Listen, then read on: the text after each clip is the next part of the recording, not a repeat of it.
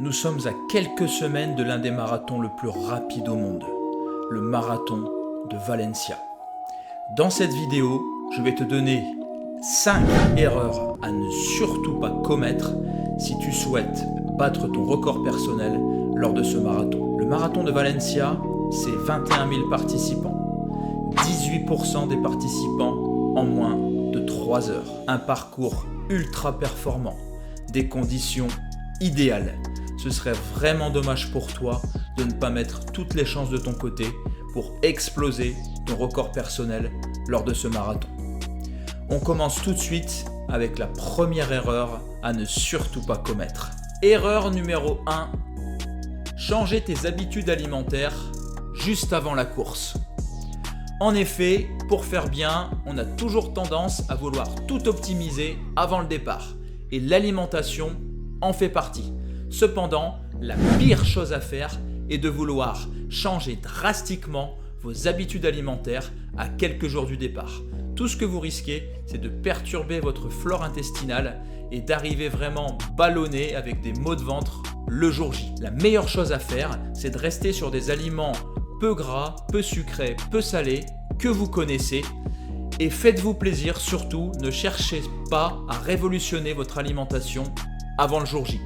Respectez votre plan quotidien, ayez des apports en glucides suffisants, riz, pommes de terre, patates douces, pain complet, des aliments simples, clairs, avec un indice glycémique plutôt bas pour mettre toutes les chances de votre côté le jour J.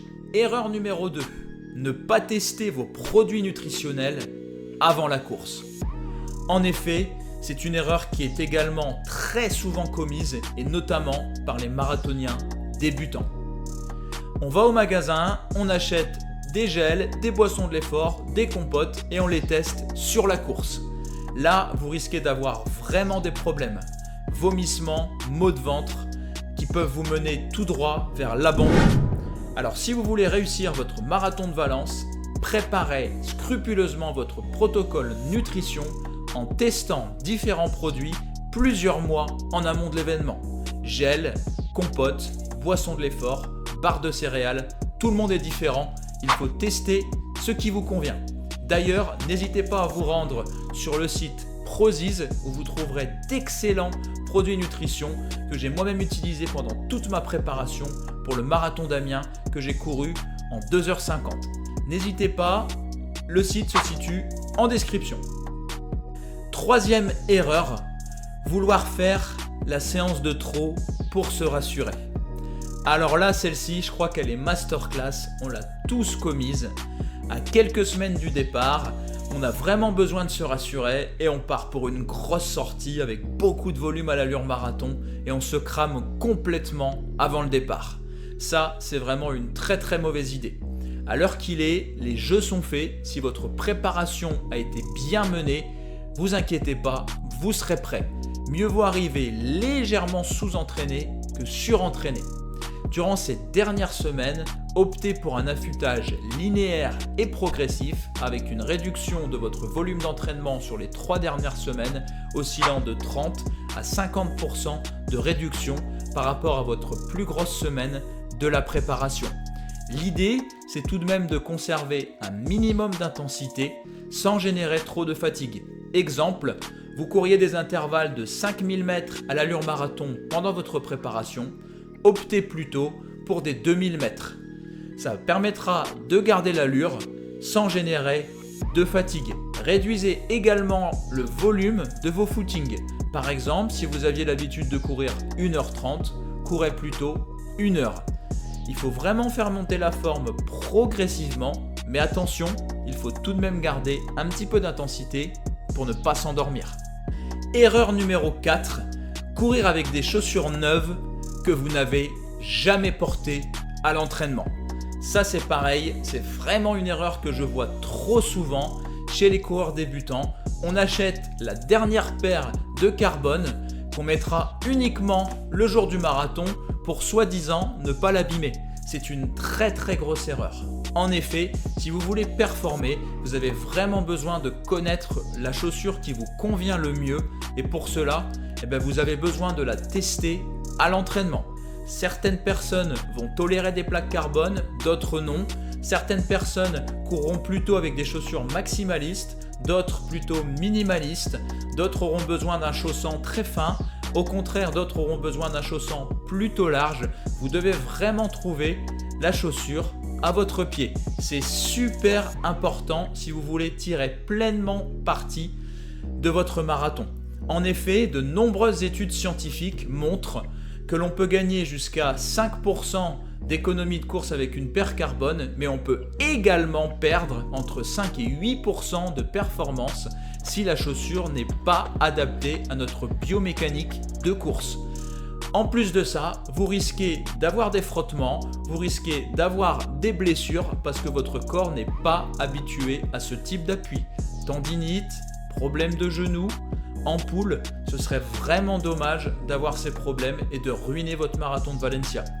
Alors surtout, pensez à tester votre paire de chaussures plusieurs semaines avant le départ et surtout sur des allures cibles. Prenez vraiment vos chaussures et utilisez-les sur de l'allure marathon pour être sûr qu'elles vous conviennent parfaitement. Erreur numéro 5, se mettre trop de pression avant la course. Je pense que ça, c'est l'un des éléments les plus difficiles à contrôler. La charge mentale et la pression vous envahit avant le départ. Comment faire pour la diminuer ? Il y a quelques méthodes infaillibles qui vont forcément limiter votre charge mentale et votre niveau de stress avant le départ pour vous permettre d'arriver avec la pleine possession de vos moyens le jour J. Premier tips, organisez-vous. En effet, organisez vos affaires plusieurs jours avant la course. Prévoyez un plan de course clair avec votre coach, une allure cible, une fréquence cardiaque théorique et un protocole de ravitaillement clair et précis. Déjà, si vous cochez toutes ces cases, vous allez forcément réduire votre charge mentale et pouvoir arriver frais et disponible avant le départ. Vous pouvez également pratiquer la méditation et la visualisation pour encore plus réduire votre niveau de stress et contrôler un maximum d'éléments que vous puissiez rencontrer le jour J. C'est super important de se visualiser sur le parcours au bon pace, vraiment avoir des pensées positives et surtout videz-vous la tête, profitez de cette période d'affûtage pour faire d'autres choses, pour faire des activités que vous n'avez pas eu le temps de faire pendant la préparation, profitez de votre famille, profitez de vos amis, faites des activités ludiques qui vous vident la tête. C'est super important. En effet, si vous êtes trop stressé, vous êtes sûr de louper votre marathon. Donc surtout, réduisez votre stress et votre charge mentale en vous organisant correctement. Ça y est, on arrive à la fin de cette vidéo. Maintenant, tu connais les 5 erreurs à ne surtout pas commettre si tu veux exploser ton record lors du marathon de Valencia. Si tu veux aller encore plus loin, je te propose une opportunité exceptionnelle. Un appel bilan gratuit d'une durée de 45 minutes dans lequel j'échange avec toi sur ta stratégie lors du marathon de Valencia. Nutrition, gestion de course, gestion de l'affûtage, tout y passera. Le but, c'est vraiment de t'aider à être serein dans ta tête juste avant le départ. Attention, cet appel est réservé à 10 coureurs seulement.